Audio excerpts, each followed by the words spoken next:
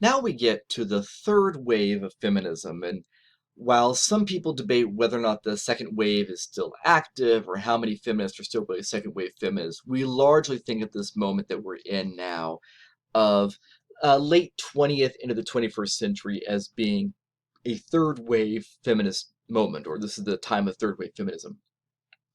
And it's hard to really capture what is third wave feminism, but Julia Wood said in her was Gendered Lives, I believe, says there are 6 features of third wave feminism, and I think that this is actually pretty good.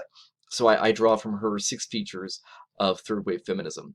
She says the first thing about third wave feminism is that it recognizes the differences among women. And you can see where throughout many of the second wave feminist movements, sometimes there was some breaking off because the women were being ignored or not recognized. And some groups, like multiracial feminism, was best about recognizing differences among women. But yeah, so this is the feature then of third wave feminism, just seeing how women, according to race and class and nationality and religion and so forth, are going to be impacted and affected in very different ways, right? And so white women and black women who may even see differences between themselves, by both being Christian, may feel a common bond, but then not sure how to feel about the woman who's Muslim, right? And some points that recognizing there's those differences that are experienced among women and really among men as well. I don't want to. Third wave feminism is actually the most embracing of men's role. You saw some men identifying these, but in third wave feminism, you really do have much more the presence of men and recognizing the way they have various positions of privilege as well as discrimination, how they intersect with each other, right? Very intersectional view here of identity. Right. So third wave feminism also is very much about building coalitions, right? The idea of that because there are various forms of oppression, right? Some are by class, some are by ability, some are by race. And so forming coalitions among those, right, to support one another. So the idea of if we all have our own little camp, we're not as effective as if we see how we can help each other in the various places in various ways for things that we care about, right? And recognizing that, within each of our camps, some of us are affected differently by certain issues that's represented by something from another camp, right? So building coalitions among various groups who are fighting various forms of discrimination and oppression. Also, engaging in everyday resistance. And by everyday resistance, this is, if you in some ways a response to what happened in liberal feminism, right? In some ways. So if you think about liberal feminism and the fight for women's rights to and it wasn't just liberal feminists, but largely connect liberal feminists with fighting for law, or fighting against laws of discriminating against women and so forth. Uh, Here we're talking about resistance as being this not just about the laws, but the everyday little things. So when someone makes a sexist joke, calling them out for it, right? That's an act of everyday resistance. There was I've seen a couple times instances, or I'm reading articles about these. I'm not seeing, these are no women I know, but I've seen articles about these where a woman, for instance, is some man is interested in her and he's texting her and sort of pursuing her, and she's asking him to leave her alone, and he's not, and then he sends her a picture of himself naked, or maybe not naked, maybe just sends her a picture of his penis. And so what she does then is she posts the text exchange of the things he's saying to her and the images he's sending to her. She posts them, or she on social media finds his relatives like his mother and says, you should know your son is doing this. Everyday resistance, the idea of getting up in the face of sexism and discrimination, making people aware of it. An example of sort of everyday resistance is you're seeing, and this is really less about gender, but more about race, but the idea of when people start yelling, racial epithets, getting the phone out, recording it, and posting on social media. Just like, yes, when you go around yelling things at people, there are consequences for that, right? So engaging in everyday resistance, that's an issue particular to race, but also certainly Black women facing it very much, or women, or Indigenous and women of color facing this very much. Yeah, so engaging in everyday resistance, the stuff that you face every day, calling it out, challenging it, making it known. So it's not just about the laws, but it's about the many small social practices that are engaged in that try to harm people and keep them down.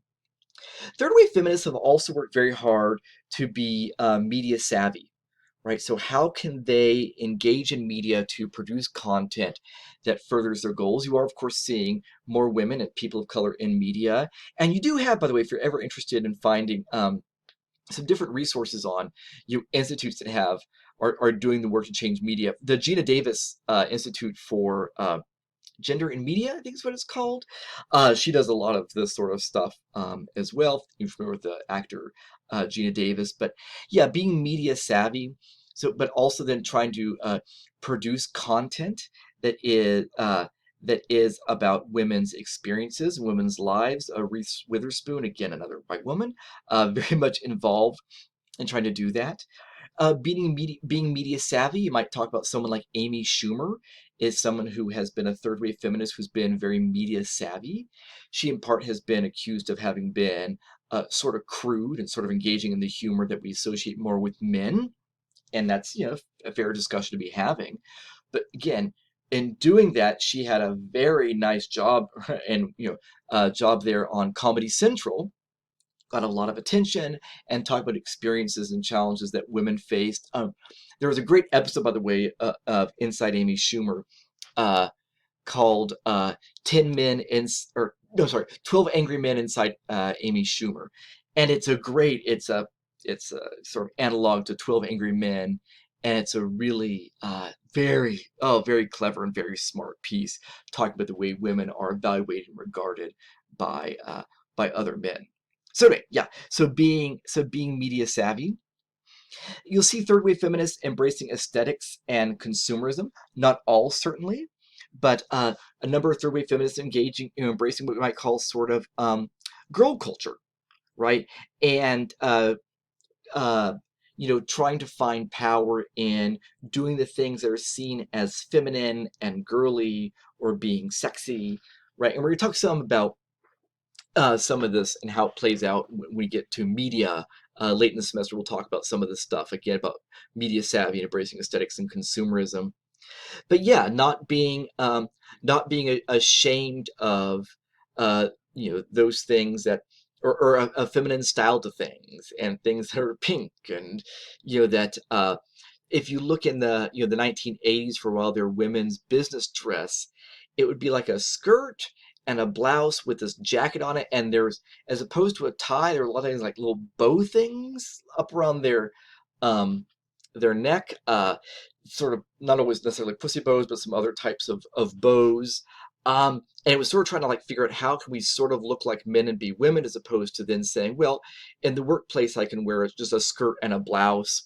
I can wear a dress in the workplace. I can do those things, and it's still very professional. I don't have to wear an outfit.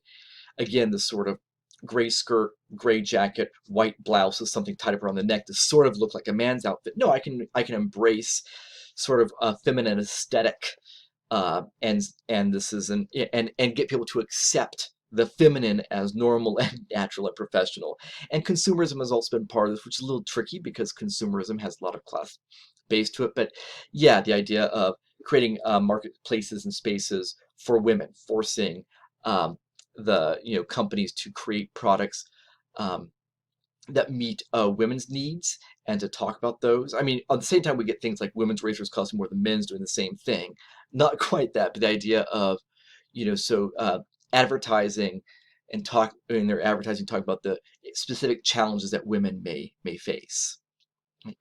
And last is individualism. Both one of the features and one of the, some have said, potential weaknesses of third wave feminism is that third wave feminism recognizes that each woman is her own person, or each person, I guess, is their own person, and they make their own choices, and they have their identity that is unique from others because, so even as people align together along lines of sex, gender, and physical ability, and religion, and race, ethnicity, and class, and age, there's still the many other factors because of what sort of whether or not you came from an abusive home, of region, and so forth. And so each woman and each person faces the world from their own position, which is good to recognize each person sort of has their own path they're walking.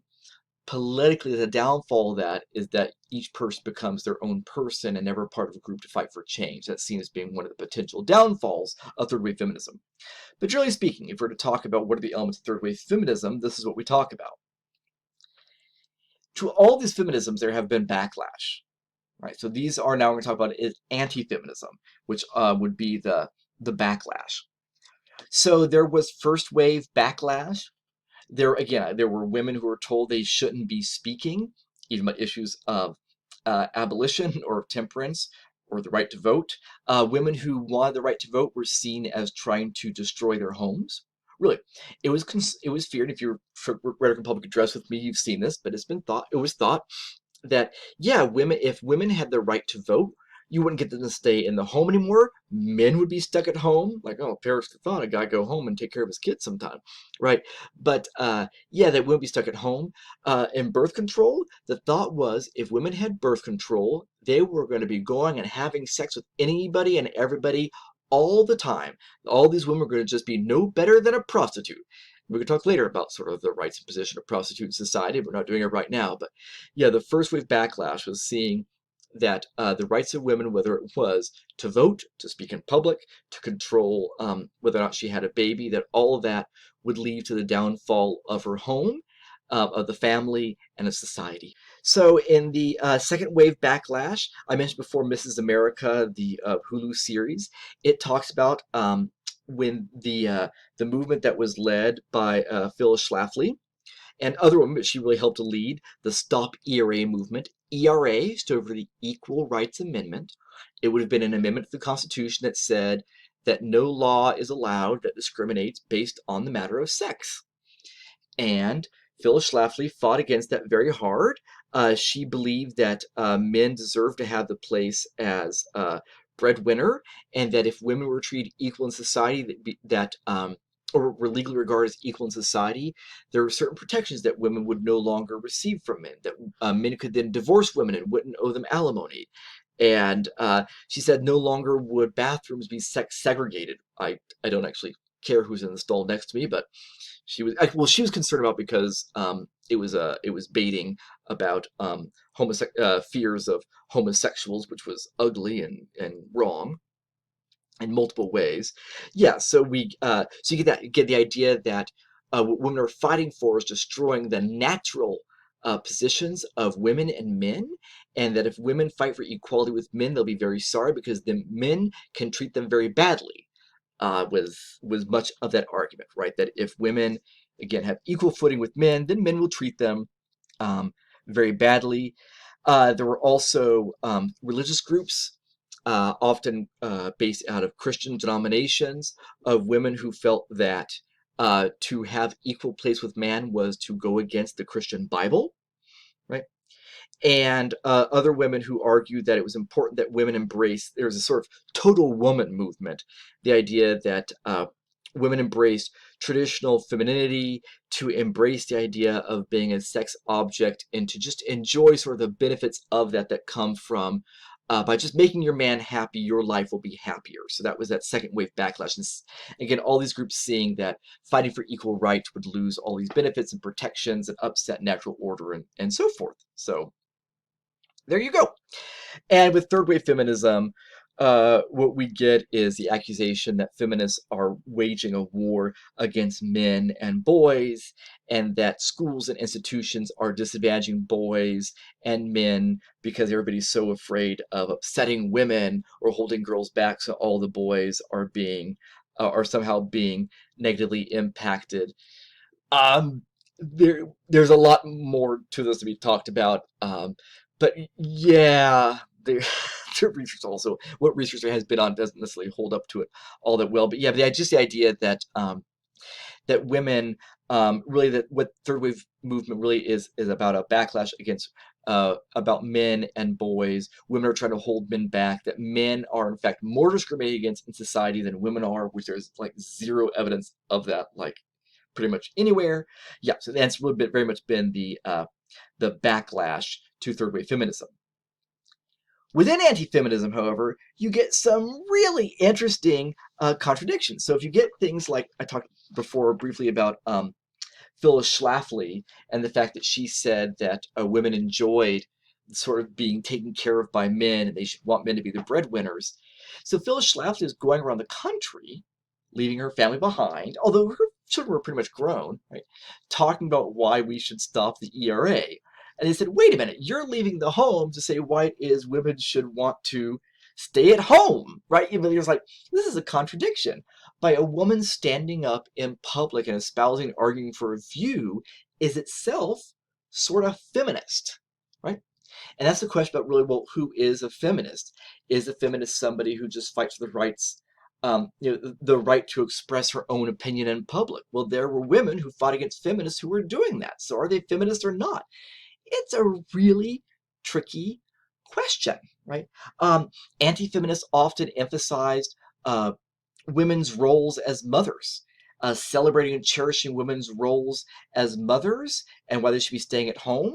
And we also have a number of feminist groups active today in third wave feminism talking about the fact that there are many structural challenges that make it very difficult for women to be mothers, to afford to be a mother, to be able to take care of herself and her child, access to health care, access to time off from work, and so and indecent child care. And so again, there's just some contradictions of anti-feminism that really make you question, well, what is it to be a feminist? Because we can see how there's so much there is some potential overlap between positions of those who identify as feminists and those who see themselves as being against feminists.